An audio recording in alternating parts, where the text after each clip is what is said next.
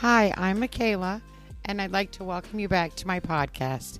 Today we're going to talk about a few different things. We all know that getting started lactating without pregnancy can be difficult. It requires that you actively stimulate your breasts for 15 to 20 minutes every 3 hours. I know that sounds intimidating, and later on you can, slow down and not do it as much.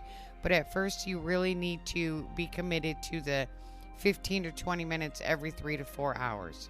You also need to express or empty your breasts. Even if you have no milk, don't skip this step. It's so important because you want to signal your body that it needs to make milk. So even if you don't have any, by expressing, you're telling your body that you need it, and then it'll start producing it for you. And then once you are producing milk, when you express or pump and you empty the breast, that signals to your body to start producing more. And you can do this a couple of different ways. You can have a partner suckle, which is the most effective way. You can use manual expression by using your hands or your partner's hands to manually remove the milk. And finally, using a breast pump, which is the least effective way. If your work schedule keeps you from finding time to express during the day by any of these ways that I've mentioned, a fourth method is available. It's the TENS unit. And although if you use the TENS unit while you're at work, you will still need to hand express, suckle, or pump later to empty the breast. Hand expression is the art of using your hands to mimic what a baby does at the breast. You can use your hands together with a pump to boost your supply. Hands-on pumping means using your hands to get as much milk out as possible with the pump. After pumping, you can try hand expressing to completely empty the breast. A good rule to remember is the emptier the breast, the quicker the body works to replace it. Hand expressing helps to empty the breast fully to make this happen. Hand expressing is also a great tool for engorged breasts. Often the pump won't respond to engorged breasts because when the breast is extremely tight, the pump is unable to move tissue to get milk flowing. In this case, the breasts are usually more responsive to hand expressing. Start with a warm compress and massage the breast tissue in a circular motion. Once you feel your breast starting to warm up, then you can start expressing. You will usually feel relief within a few minutes as milk starts to flow.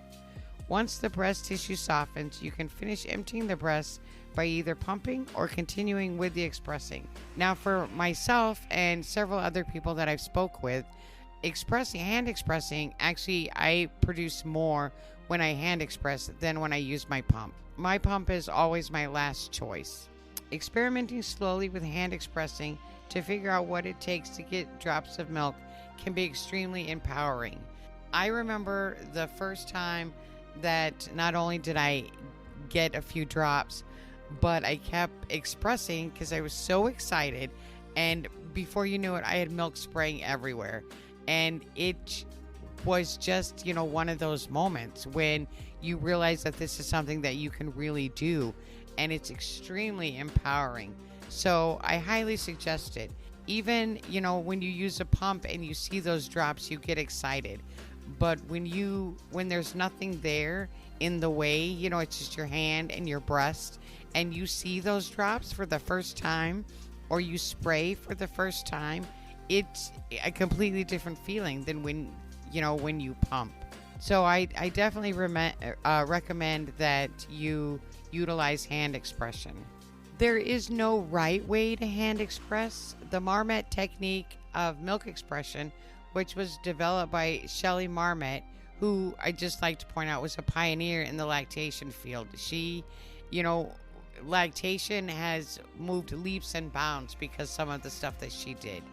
Her technique is taught worldwide, but since then there are several other official methods, many of which you can find demonstrated on YouTube. It is my opinion that the Marmot technique is a starting point to figure out what works best for your breast. Everyone is different, and what works for me may not work for you. The one thing that seems universal is to move the skin over the breast tissue instead of sliding your fingers over the skin. I did this at first while I was learning, and I ended up with 2 sores on each breast, and trust me, it was not fun. It made moving forward very difficult. So if you are learning, how to do the marmot, just remember that you're not sliding your fingers. And I'll explain a little bit later exactly how to do it.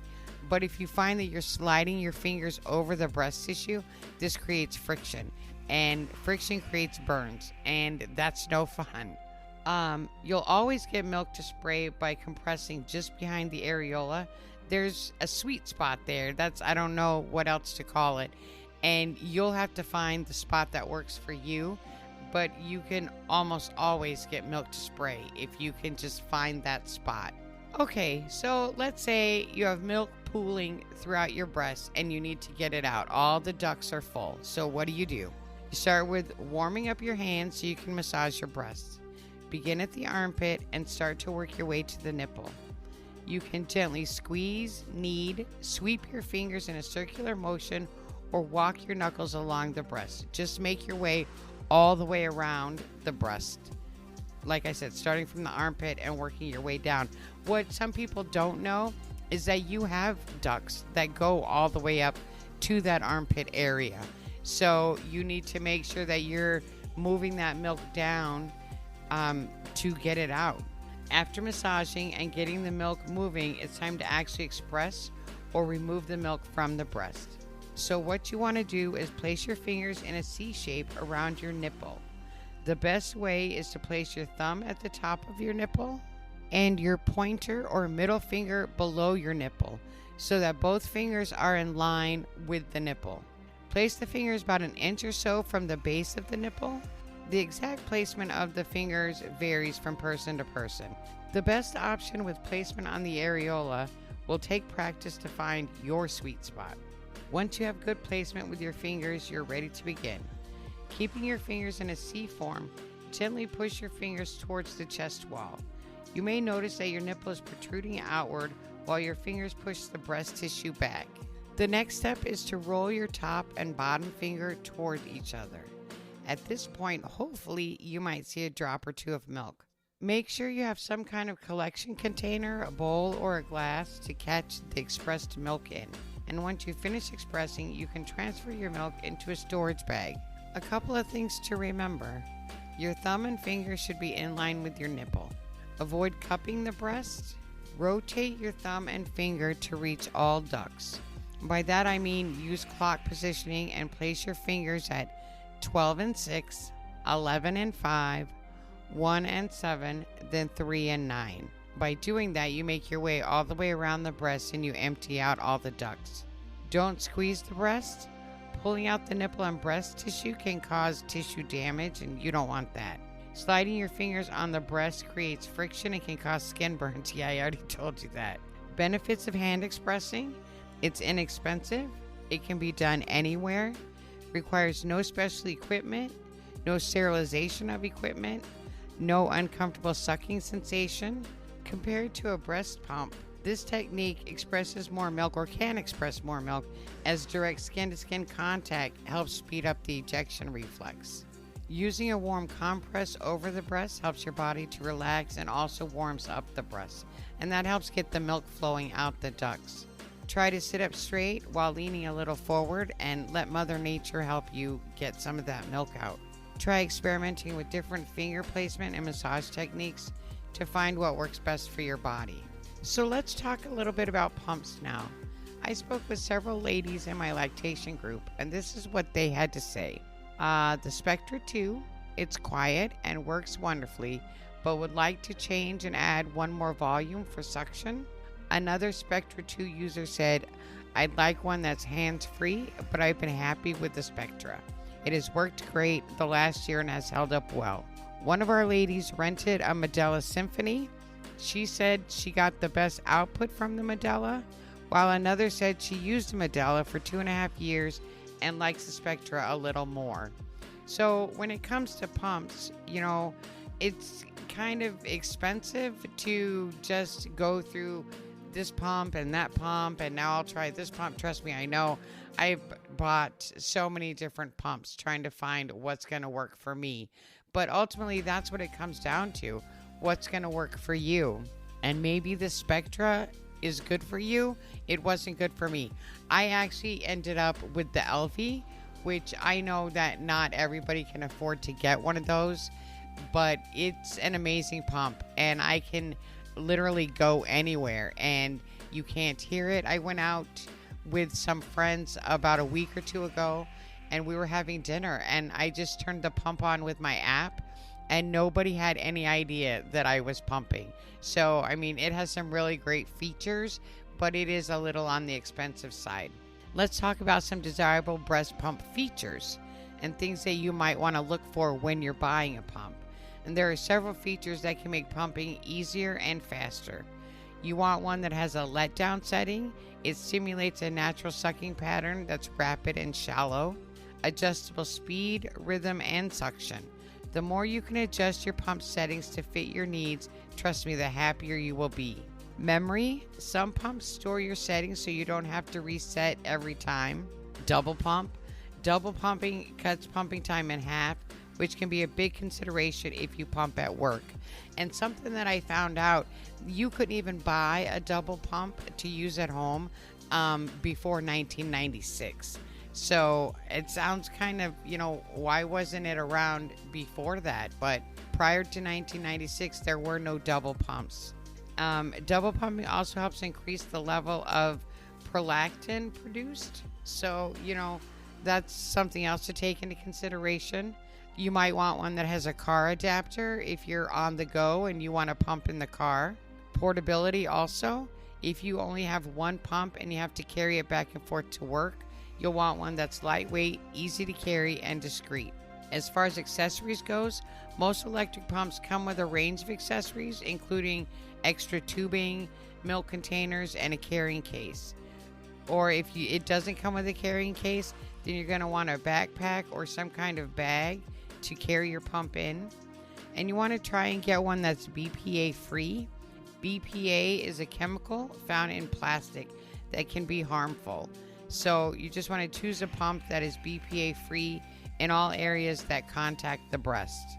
Some pumps also have a battery backup so that, I don't know, if you're going camping or you find yourself in a position where you have no electricity, maybe there's a storm and the power went out and you need to pump, having battery backup might be a good idea. There's a bit of a learning curve for using a breast pump. And I really had to do it on my own. I didn't have, anybody that I could ask, hey, show me how to use this. So I found a few tips that may help. Do your best to pump on a schedule, especially if you're in the early stages of inducing. This will help keep your supply steady. You may also need to try a few different flange sizes before finding the best fit. Oh my gosh, let me tell you, I own probably every flange made in just about every size because I just couldn't get comfortable pumping. And, I tried the ones that came with the pumps, which are way too big. I guess they fit people or they wouldn't make them. I tried the smallest ones you could get and everything in between. And it was so hard to find a flange that would fit my breast. And not to mention, I also have one breast that's bigger than the other.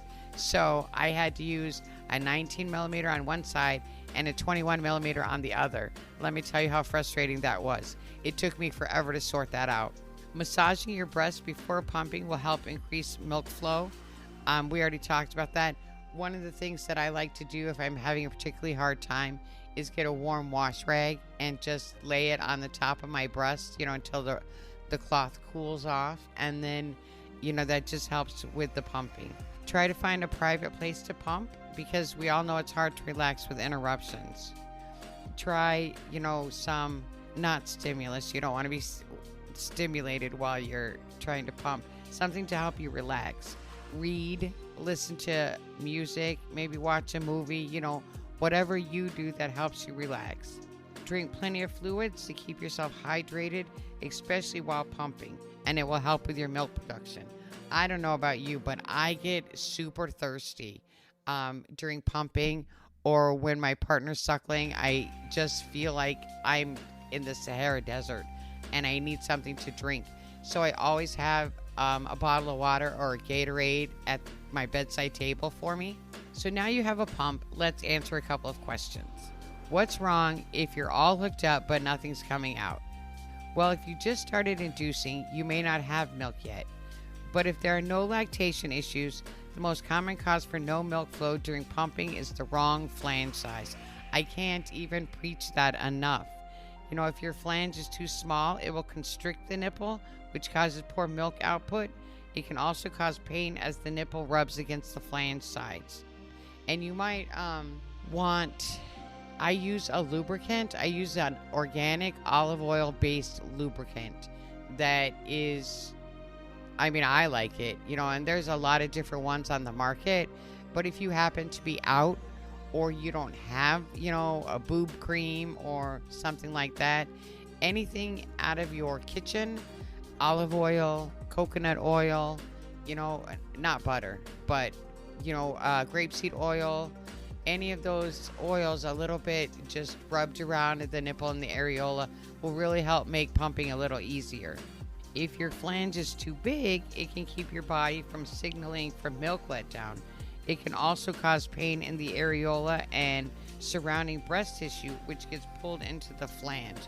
And the breast tissue doesn't stretch as easily like the nipple, so that gets to be pretty painful. There's a misconception that breast pumps work by sucking milk out of the nipple.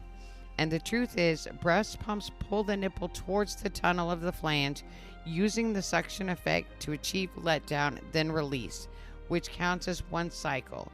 A good quality electric breast pump is capable of achieving at least 30 cycles to 60 cycles per minute. The suction of a breast pump is meant to mimic a baby's natural sucking. Now, we know that that's not necessarily how it feels, but that's what it's supposed to do. People often think the stronger the pump, the better, but before you put your pump on high, make sure you know the risks. Breast pumps' power of suction is usually measured as mmHg, which is millimeters of mercury, the standard unit of measuring vacuum pressure. You may see this listed in the product listing. This number usually ranges between 220 to 350, and 350 is the maximum suction level. Aeroflow has a breast pump power comparison chart. You can check that out at aeroflowbreastpumps.com.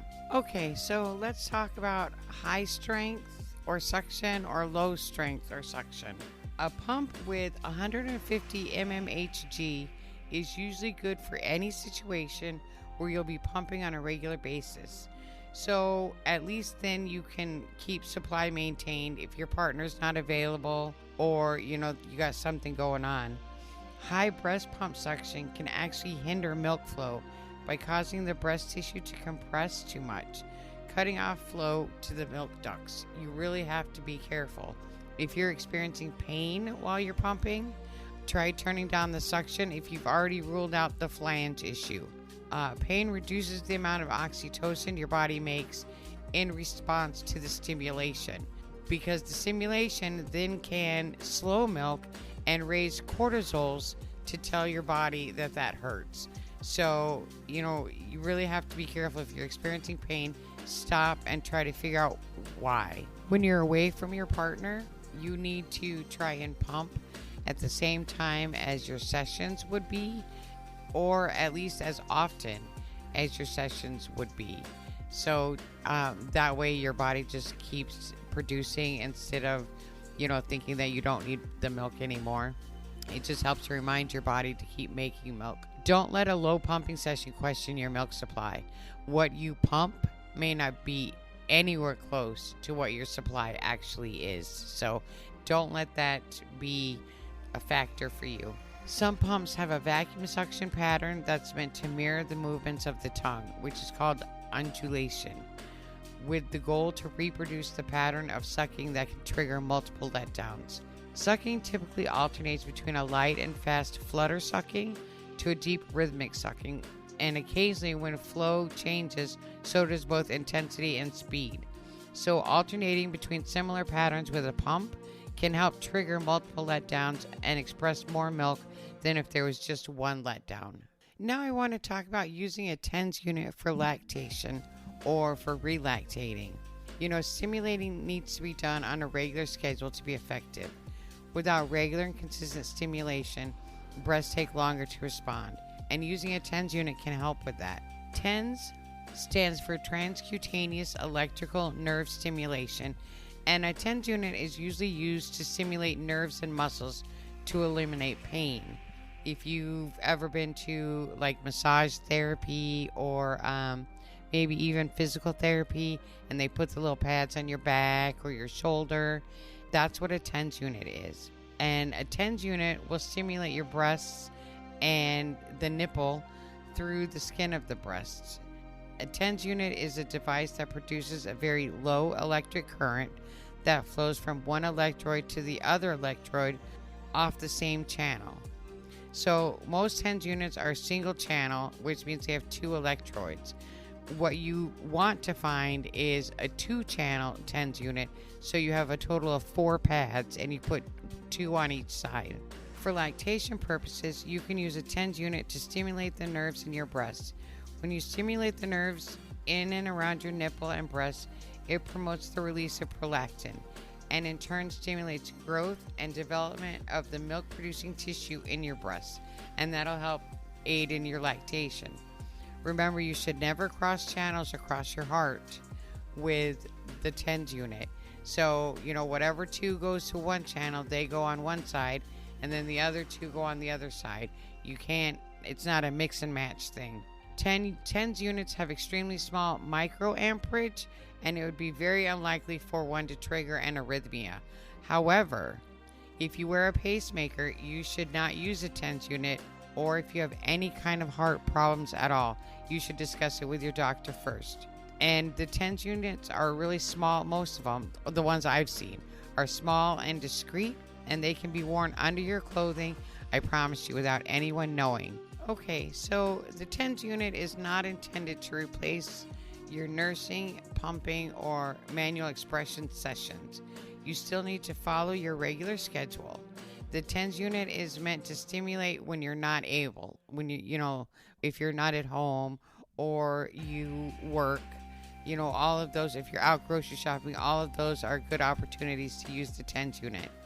And you want to turn it on for about 15 or 20 minutes every 2 hours if you can. Every 3 hours is okay, but you should really shoot for every 2 hours. Most units are pre-programmed to shut off automatically after 20 minutes. So, if you're heading into the grocery store and you turn it on, you don't have to worry about fiddling around and turning it off. It'll shut off on its own.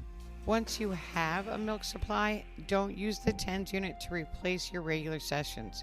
If you have milk, you'll need to add a pump to remove milk in the ducts. If you don't, milk staying in the ducts will tell your body to stop producing, so you have to be really careful. You can use the TENS unit to supplement stimulation after milk is established if you want to pump only, 2 or 3 times a day. You can also use the TENS unit at night when you're sleeping. You can, turn it on and lay down and go to sleep, and it'll shut off on its own. The electrodes are placed a small distance apart on your areola on each side of the nipple. The TENS unit uses the surface of your skin as the conductor of that electrical current. You cannot feel the electrical current.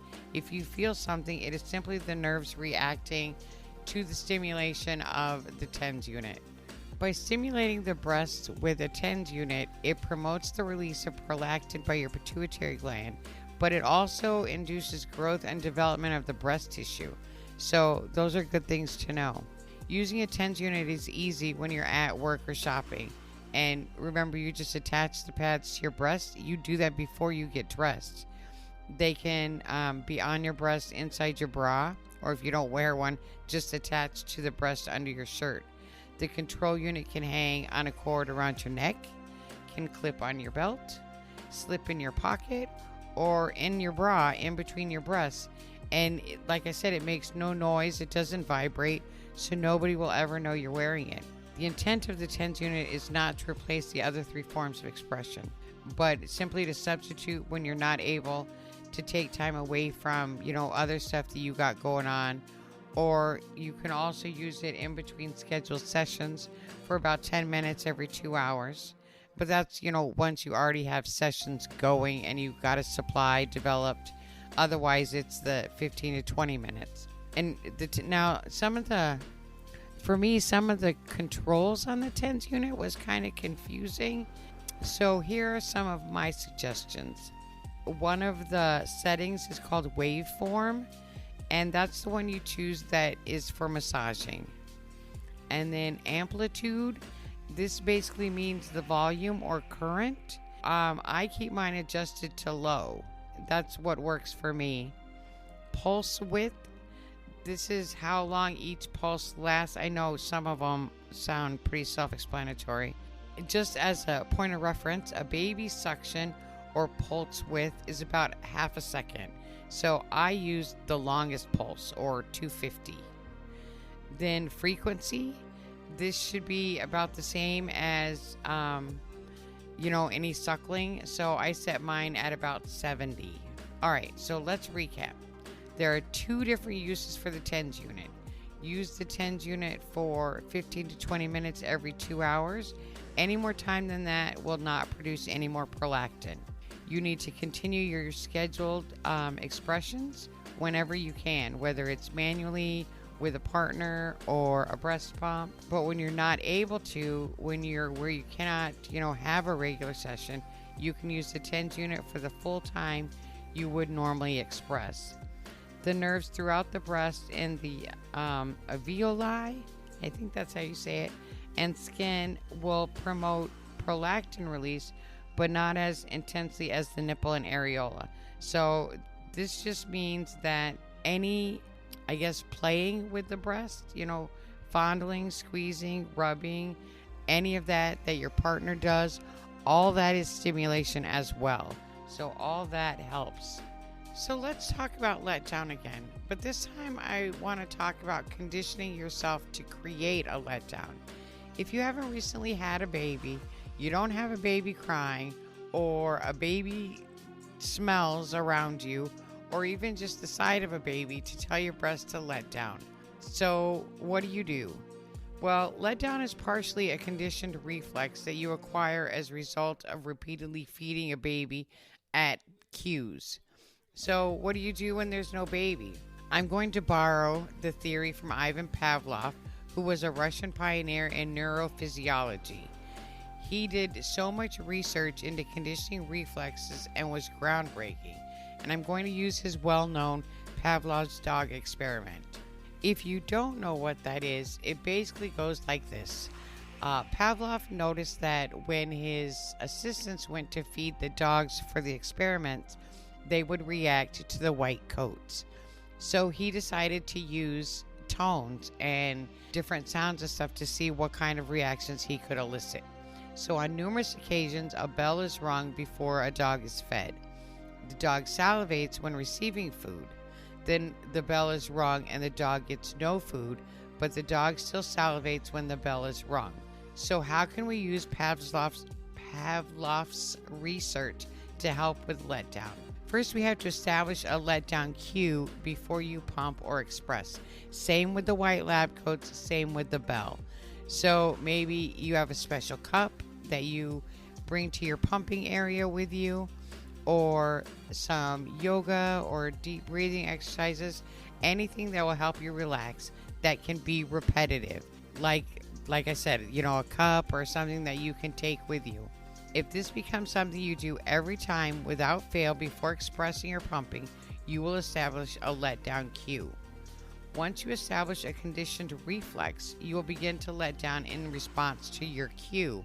So that means that every time you get that cup to get a drink, that's your cue, and you could possibly have letdown. That may not be the best in a situation where you have a house full of people, but just try not to use that cup. So how do we translate that into Pavlov's terms? Expressing or pumping is an unconditional stimulus, same as food for the dogs. Letdown in response to pumping or expressing is an unconditional reflex, same as salivating. So the letdown cue is conditioned stimulus, same as the bell. Whatever your cue is, we'll go with cup for now. The letdown to the stimulus of the letdown cue alone is the conditioned reflex, again, the same as salivating. So in Pavlov's experiments, he also found that it's easier to form a conditioned reflex if the unconditioned stimulus follows the conditioned one. And it's easier to form a conditioned reflex if the conditioned stimulus follows closely in time to the unconditioned stimulus. The intensity of the stimuli is important. A dog salivates more if trained with larger pieces of food, so finding a stimulus that really works for you is key. Your letdown cue should be used directly before and just as you begin a session. Since intensity does make a difference, maybe doing a couple of things at the beginning of your pumping session, like getting a drink in your cup, aromatherapy, and breathing exercise might work better than just sitting down to express or pump. Have at least one thing you do the same every time. Use the same cup to drink, the same breathing exercises, whatever it is. If you make them routine using these cues, then you should have or create letdown cues, the same equivalent to a mother and her baby. Well, I guess I shouldn't say that. Oh, people might get mad comparing it. But, you just want to teach your body to respond to certain cues in the same aspect that a mother's body responds to her baby's cues. I guess that's a better way to put it. One of the girls in my lactation group shared a story with me today about a couple who had a baby, and their baby was in NICU. And so the mother had to breastfeed at home, or not breastfeed, pump at home because she couldn't breastfeed yet. So she ended up learning or developing a letdown cue from a stimulus in their home rather than the baby, because she wasn't able to be with the baby more. And that's most unfortunate. But that just tells me that if you follow the guidelines of Pavlov's experiment, that if you have no letdown, teaching yourself letdown cues can actually help you develop a letdown. So I rambled on probably longer than I should have. I hope you enjoyed this conversation as much as I did. And like always, if you have any questions, feel free to let me know. Keep being milky and have a great night.